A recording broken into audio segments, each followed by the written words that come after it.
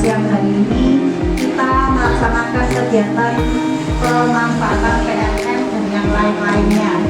Salawat salam semoga Tuhan tercurahkan terlimpahkan kepada junjungan Nabi kita Nabi Muhammad SAW yang telah memberikan sahabatnya kepada kita semua.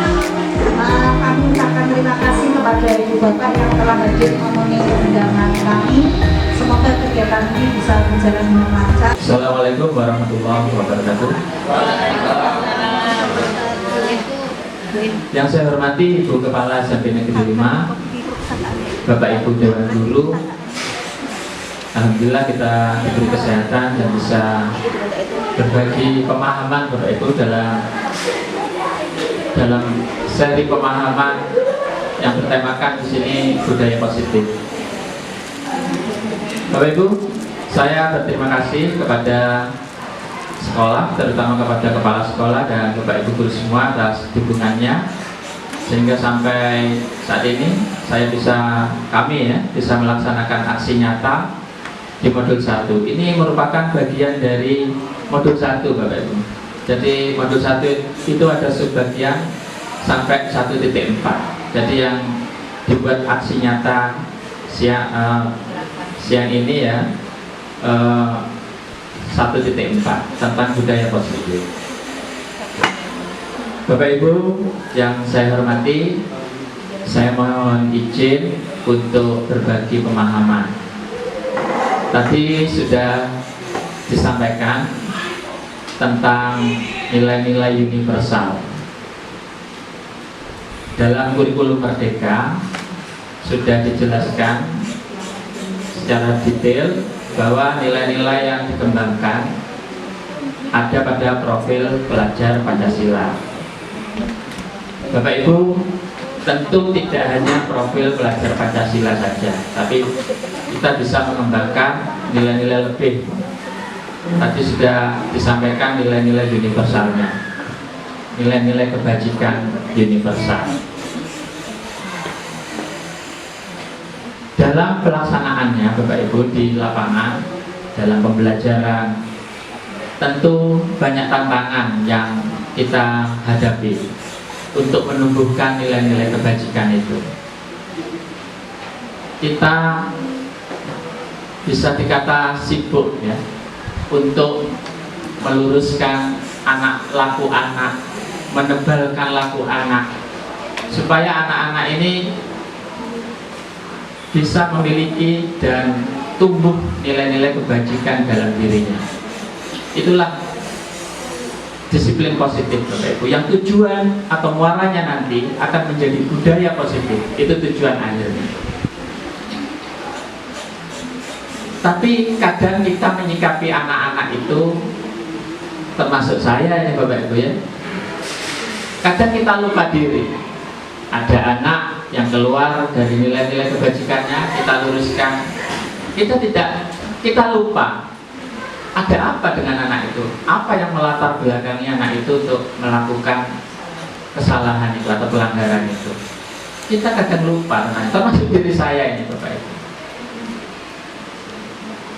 William Glasser tadi yang dikatakan rekan saya tadi, ini seorang psikolog, menyatakan bahwa setiap perilaku seseorang atau setiap tindakan seseorang itu pasti memiliki tujuan. Tujuannya itu adalah untuk memenuhi kebutuhan dasarnya. William Glasser itu mengklasifikasikan kebutuhan manusia itu ada 5 Bapak Ibu. Jadi yang tampak di slide sini, yang pertama yaitu kebutuhan bertahan hidup. Kebutuhan bertahan hidup ini menyangkut kebutuhan fisiologis secara fisik, apa saja, bisa kesehatan, makan, minum, rumah, dan seterusnya. Yang kedua ada kebutuhan penguasaan atau power. Kalau tadi bertahan hidup itu survival. Kalau power ini bagaimana seseorang, kalau seorang murid ya, menguasai suatu keterampilan atau pengetahuan. Kemudian ada kebutuhan kebebasan atau freedom ya. Jadi anak-anak itu tentu pengen bebas, kita juga pengen bebas Bapak Ibu ya. Ada waktu-waktu tertentu yang kita luangkan untuk menikmati kebebasan. Ya dengan cara apa? Macam-macam. Kemudian ada kesenangan atau fun di sini. Anak, seorang murid juga butuh kesenangan. Makanya pembelajaran yang dirancang harus playful learning kan gitu. Kemudian ada kebutuhan kasih sayang dan rasa diterima atau love and belonging. Kebutuhan-kebutuhan dasar ini Bapak Ibu, semua anak ingin mencapainya, tentu secara positif. Kalau tidak bisa dicapai secara positif, anak itu akan berusaha mencapainya ya, dengan cara yang lain, dengan cara negatif. Misalkan saja Bapak Ibu mungkin sering temui anak-anak yang nyontek di kelas karena kebutuhan penguasaannya itu tidak terpenuhi. Jadi mereka menggunakan cara mengkondisikan orang lain ya, untuk memuaskan dirinya, untuk mencapai tujuannya. Jadi dengan cara mencontek, meminta jawaban temannya gitu ya, bahkan sampai ada yang mengancam gitu. Itu juga mengindikasikan bahwa anak tersebut kurang terpenuhi kebutuhan penguasaannya. Kemudian contoh yang lain, misalkan anak itu ketika membentuk kelompok, guru membentuk kelompok di kelas, ada anak yang tidak punya kelompok. Jadi temannya tidak mau menerima. Sering kita jumpai seperti ini. Ini anak seperti ini butuh kasih sayang dan rasa diterima. Jadi kebutuhan yang love and belonging ini tidak terpenuhi begitu. Tentu kita sebagai seorang guru ya harus bisa menjembatani bagaimana anak ini bisa diterima dalam kelompok sosialnya. Macam-macam caranya juga. Kemudian ini fakta yang ada di SMP Negeri 5. Beberapa saat yang lalu saya, guru BK juga menemukan anak yang tidak jujur bertransaksi di kantin. Ditemukan ketika kita tanya lebih jauh, ternyata apa? 1-2 anak mengaku mereka itu tidak sarapan dari rumah. Mereka tidak dibekali oleh orang tuanya. Berarti di sini kebutuhan survivalnya itu kurang, tidak terpenuhi. Ya, alasan itu yang membuat anak ternyata tidak jujur akhirnya. Semua yang terjadi tentu katanya Glaser ini karena kebutuhannya itu tidak terpenuhi.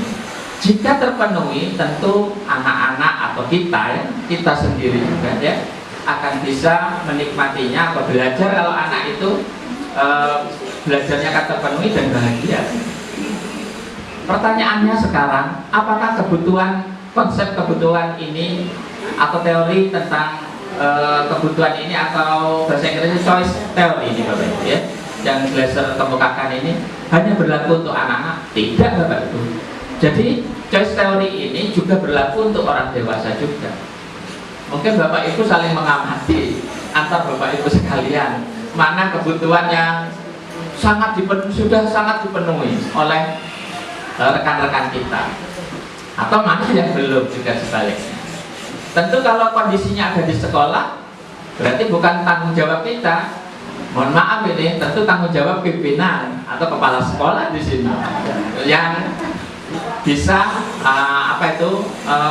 menjembatani untuk memenuhi kebutuhan itu. Kalau misalkan Bu Ida melihat ada seorang guru kok sedih terus, berarti guru ini butuh fun. Jadi kalau tadi di awal Bu Ida merancang suatu kegiatan, ya nanti kita akan buat kegiatan yang fun, tapi tanggalnya tadi dirahasiakan waktunya. Nah, ini betul sekali, ini dalam rangka untuk memenuhi salah satu kebutuhan yang dikemukakan oleh Glaser ini. Jadi seorang guru intinya harus tahu kebutuhan yang dibutuhkan oleh murid itu sendiri. Jadi tidak hanya seperti saya ya, dan rekan-rekan mungkin hanya menyalahkan saja tanpa tahu ada apa di balik anak itu melakukan hal tersebut. Maka dari itu mari kita sama-sama Bapak Ibu memahami tentang choice theory ini. Ini kan teori Pak. Iya, ini teori. Kalau ini dipraktekkan akan menjadi aksi nyata. Jadi silakan dibuktikan dengan aksi nyata sendiri. Itu untuk kebutuhan dasar manusia. Next, berikutnya Bapak Ibu. Pada saat kita menangani anak yang keluar dari nilai-nilai kebajikan itu, kita kadang tidak tahu posisi kita itu ada di mana. Ya, Diane Gozen itu menyatakan ada posisi kontrol, ada 5 posisi kontrol yang harus diperankan oleh guru. Tapi kita pilih yang terbaik Bapak Ibu nanti. Kadang kita tidak tahu ya, selama ini menangani anak yang melanggar itu ada di posisi mana. Mari kita merefleksi diri kita sendiri, termasuk diri saya Bapak. Ada yang namanya posisi penghukum yang pertama itu. Posisi penghukum ini Bapak Ibu ya, dengan gaya bahasa yang keras Bapak Ibu ya. Kemudian tangannya kadang menunjuk-nunjuk gitu Bapak Ibu ya, dicirikan seperti itu. Katanya Diane Gozen ini Bapak Ibu ya. Kemudian suaranya tinggi, menjudge gitu ya. Saya juga pernah melakukan seperti itu Bapak Ibu ya. Jadi kita refleksi diri. Apa yang berdampak pada anak jika kita memposisikan diri sebagai penghukum? Anak itu akan pendendam, akan selalu mengingat kita, ya, dan mungkin akan apa itu namanya? Akan menunggu ya saatnya kapan bisa yang mencurahkan ya atau meluapkan emosinya. Jadi intinya di sini anak itu akan, coba kita lihat berikutnya pada posisi kedua ini. Di tabel ini tampak Bapak Ibu ya, ada penghukum, ada pembuat orang merasa bersalah. Nah, kalau pembuat orang merasa bersalah itu biasanya dengan menggunakan bahasa, kamu seharusnya, kamu sudah tahu, ibu lelah sekali mengatakannya, ibu stres, membuat anak itu merasa bersalah Bapak Ibu. Posisi seperti ini juga kurang baik Bapak Ibu, karena akan menghasilkan anak yang menyembunyikan emosinya. Dia tidak langsung meluapkan emosinya, menyembunyikan, mungkin menyangkal juga dan akan berbohong juga. Kemudian yang ketiga ada posisi sebagai teman Bapak. Biasanya kita mengatakan, ayolah lakukan demi ibu, lakukan demi bapak gitu. Ketika ada anak yang berbuat pelanggaran, masa kamu tidak mau? Ingat tidak apa yang sudah bapak lakukan untuk kamu. Kita berupaya seperti teman Bapak Ibu ya. Kalau seperti ini ada dampak yang negatif, tapi di sini lebih bagus Bapak Ibu kalau posisi sebagai teman. Anak akan ketergantungan kepada guru tersebut. Kalau berbuat salah, anak itu mungkin berharap semoga guru itu yang menangani. Untuk selanjutnya Bapak Ibu ada yang namanya posisi pemantau. Kalau posisi pemantau ini, mereka atau Bapak Ibu guru itu selalu berpegangan pada aturan yang berlaku. Mereka akan mengatakan apa peraturannya, ayo ingat apa peraturannya gitu. Itu pemantau Bapak Ibu. Mari kita merefleksi diri, apakah pernah kita berposisi sebagai pemantau, sebagai teman, sebagai pembuat orang lain bersalah, atau sering kita berposisi sebagai penghukum. Yang terakhir ini yang paling kita harapkan, yaitu berposisi sebagai manajer. Posisi sebagai manajer ini bisa berposisi sebagai teman, bisa berposisi sebagai pemantau juga. Jadi manajer itu tentu diharapkan bijak kan gitu ya, karakteristiknya kan bijak. Jadi di sini memperlakukan anak dengan berinteraksi dengan anak atau berkomunikasi dengan anak dengan baik. Apa? Ayo yang sudah kita yakini. Makanya di kelas sebaiknya kita membuat keyakinan kelas untuk menumbuhkan disiplin positif yang walanya nanti akan membentuk budaya positif.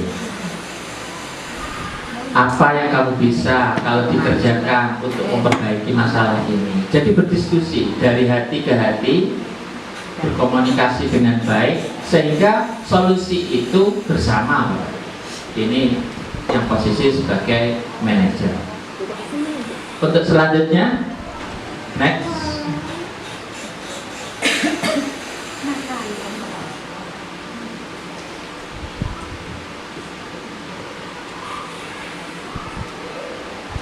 Nah, ini yang saya jelaskan tadi. Kalau misalkan ada pernyataan, saya kecewa sekali dengan kamu. Pernyataan ini menunjukkan bahwa orang tersebut pada posisi membuat orang merasa bersalah. Saya kecewa sekali dengan kamu. Jadi anak yang mendengarkan itu merasa saya yang salah itu. Tapi dia akan memendam ya, memendam itu saya yang salah ya, dalam waktu lama. Dan itu juga berdampak buruk pada sang anak tersebut. Bagaimana kalau ada pernyataan begini? Kamu tidak pernah benar melakukannya. Jelas ini penghukum, ya, posisi seperti ini. Ayolah, lakukan demi ibu dan bapak. Kalau pernyataan seperti ini, tentu seorang guru akan memposisikan sebagai teman. Apakah kamu mau mendapatkan stiker tinta seperti ini? Kalau seperti ini pemantau Bapak Ibu ya, karena berdasarkan aturan-aturan. Tentu ada kesepakatan sebelum dan disepakati antara guru dengan guru. Bagaimana dengan kamu bisa menyelesaikan masalah ini sebagai manajer ya? Kamu selalu yang paling terakhir. Biasanya penghukum ini dengan nada yang keras, ya, nadanya tinggi. Jadi ini hanyalah pernyataan-pernyataan contoh yang memposisikan seorang guru itu di mana posisinya. Mari Bapak Ibu mungkin termasuk saya sendiri merefleksi diri saya sendiri juga.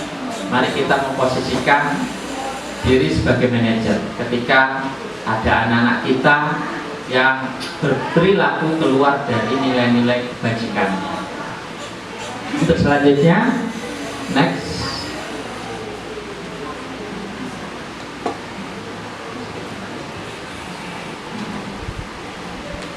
Bapak Ibu, ketika seorang guru atau orang tua, jadi ada yang namanya segitiga restitusi. Ini adalah cara menangani siswa atau anak-anak kita. Jadi tidak hanya guru Bapak Ibu ya. Jadi kita berperan sebagai orang tua bisa menerapkan segitiga restitusi yang dikemukakan oleh William Glasser tadi. Segitiga restitusi ini adalah langkah-langkah bijak yang bisa kita gunakan ketika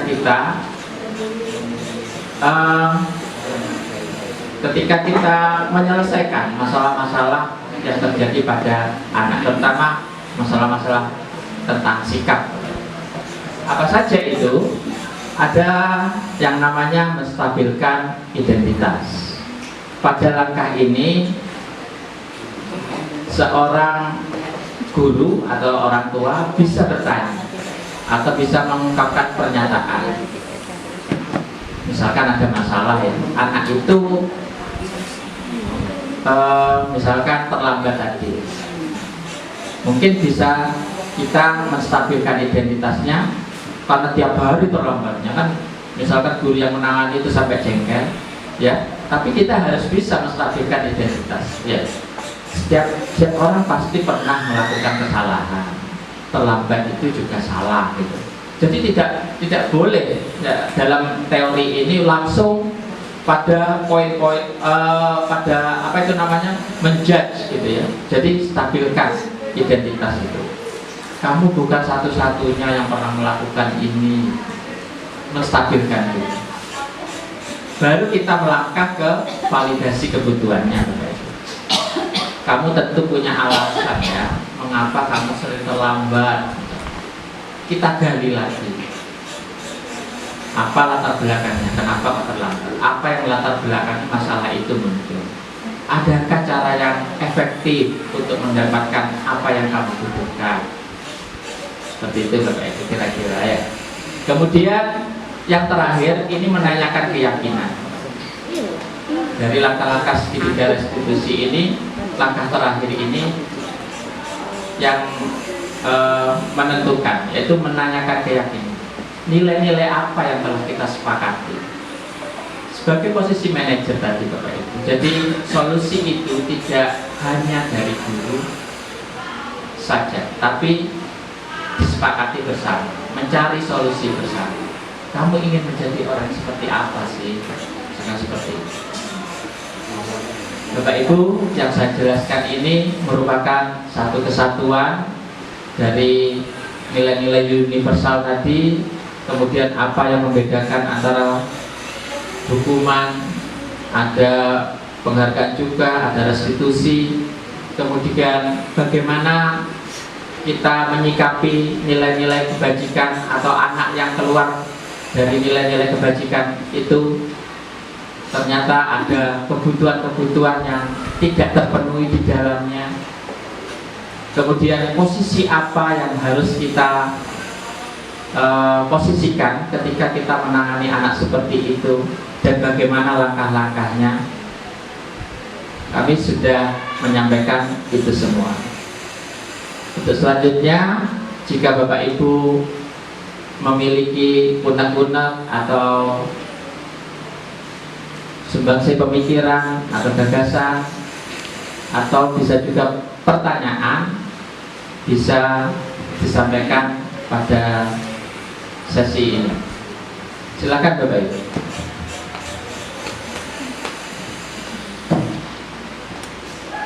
Mungkin ada yang mau bertanya atau menyampaikan, ya, dari Ibu Iin.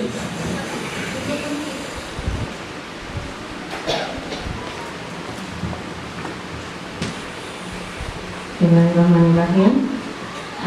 Saya ingin bertanya Pak tentang ketiga langkah restitusi itu. Apakah ketiga langkah restitusi ini harus dilakukan saat kita menyelesaikan suatu pelanggaran? Dan apakah ketiga langkah ini kalau misalkan dilakukan itu akan menjamin anak ini sadar tentang kesalahannya? Karena kalau menurut saya itu anak itu harus sadar kalau misalkan dia itu salah, baru nanti akan bisa berubah. Karena kelas 7 ini banyak sekali yang ketika saya praktek itu tidak hafal doa-doa sholat, bacaan sholat itu tidak bisa. Apakah mereka sholat? Banyak yang bolong-bolong sekali sholatnya gitu. Bagaimana apakah ketiga langkah ini bisa menyadarkan pentingnya sholat bagi anak-anak ini? Terima kasih. Terima kasih Bu Farizatun atas pertanyaannya yang luar biasa. Jadi ada dua pertanyaan. Yang pertama tentang apakah langkah-langkah restitusi ini harus diterapkan semuanya, gitu ya, ketika kita menangani anak. Yang kedua, apakah menjamin? Yang pertama, untuk menerapkan langkah-langkah restitusi ini, segitiga restitusi ini tidak harus, Ibu, ya. Jadi tidak harus diterapkan ketiga-tiganya. Jadi tergantung dari kompleksitas masalah yang kita hadapi. Kalau kompleksitasnya rendah, jadi kita misalkan tidak perlu menstabilkan identitas, kita langsung saja meyakinkan atau menanyakan keyakinan. Jadi kalau kompleksitasnya tinggi, kita harus stabilkan dulu. Kalau anak itu emosi Bapak Ibu di hadapan kita harus menstabilkan dulu. Tidak bisa kita akan ngomong-ngomong dengan anak yang emosi. Misalkan berkelahi kasusnya misalkan. Tapi kalau kasus-kasus yang kompleksitasnya rendah, misalkan ya yang tidak memunculkan emosi, misalkan nyontek, bisa tidak mengerjakan PR, itu kita bisa langsung menanyakan keyakinan. Kan kita hanya menggugah dan mendiskusikan lagi. Ayo, keyakinan apa yang sudah kita buat, kan gitu, mengingatkan kembali. Itu yang pertama. Yang kedua, apakah menjamin segitiga restitusi ini hanya sekali kemudian cukup tanpa kita melihat perkembangan sikap atau nilai-nilai kebajikan yang berkembang pada anak itu? Tentu tingkat menjaminnya itu mungkin diragukan. Terima kasih. Assalamualaikum warahmatullahi wabarakatuh. Tadi telah disampaikan oleh Bapak Fadul Rosi berkaitan dengan bagaimana kita menghadapi situasi manakala ada kondisi yang menyebabkan siswa tidak seluruhnya menerima haknya. Misalkan dia tidak tuntas dalam pembelajaran, maka dia harus menghadapi konsekuensi, misalkan remedi. Demikian juga contoh yang lain, misalkan ada siswa dalam suatu pembentukan kelompok, dia tidak mendapatkan haknya untuk mendapatkan kelompok. Untuk itu mungkin perlu diberi penjelasan lebih konkret langkah-langkah seorang guru manakala dia sebagai jembatan agar siswa yang lain mau menerima siswa tersebut untuk masuk ke kelompoknya. Terima kasih. Ya, masalah yang terjadi pada anak. Kalau misalkan tadi Pak Darmawan, bagaimana kalau anak ini tidak memiliki kelompok? Tentu kalau saya, tentu harus ada penjelasan dulu pada semua anak. Pentingnya bersosialisasi. Itu harus dijelaskan dulu. Manusia itu makhluk sosial. Itu harus dijelaskan dulu. Saling membutuhkan satu sama lain. Nanti kalian akan kembali ke masyarakat ujungnya, dan kalian akan berbaur dengan masyarakat. Di masyarakat itu tidak boleh pilah dan pilih, kan gitu ya. Harus berbaur di situ sebagai bagian dari masyarakat. Itu Pak Dar menurut saya yang harus dijelaskan terlebih dahulu. Baru kita membentuk kelompok. Dalam pembentukan kelompok ini kan bisa terusnya, bisa berhitung. Ya, misalkan kita akan membentuk 6 kelompok, berhitung sampai 6. Di situ kan tidak bisa menolak sudah. Siapa nomor 1? Kumpullah ke nomor 1 dan seterusnya. Saya kira itu seni bagi masing-masing guru punya solusi tersendiri.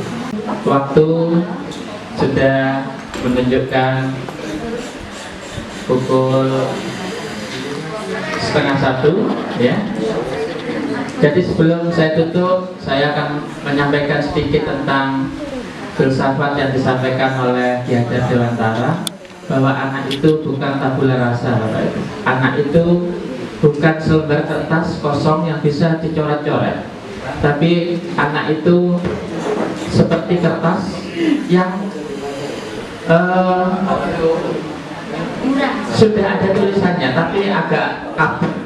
Tugas kita sebagai guru yaitu menebalkan garis-garis yang kabur tadi, sehingga agak menciptakan atau mewujudkan laku anak itu yang diharapkan.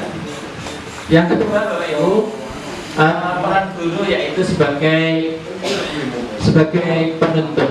Jadi guru itu seperti petani yang menanam benih jagung atau benih padi. Jadi benih jagung atau benih padi ini seperti murid, dibayangkan seperti murid. Kita merawatnya, mulai dari menyemainya, kemudian membersihkan rumput-rumput liarnya sampai tumbuh menjadi jagung yang berkualitas. Semoga